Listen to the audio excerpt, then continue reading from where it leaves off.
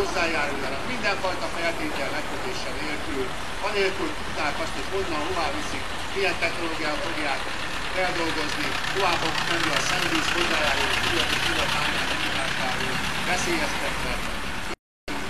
veszélyeztetve gyermekeink és unokáink jövőjét. Ezt a földet, ezt a területet mi örökségbe kapjuk.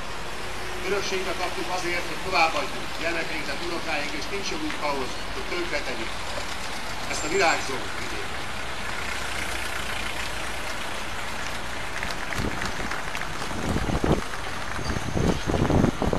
Mi is választások előtt fogunk állni, október végén lesznek a választások, és azt szeretném mondani, hogy tegyünk meg mindent azért, hogy ne alakuljon ki a magyarságon olyan kép, mint az elmúlt helyhatósági választás.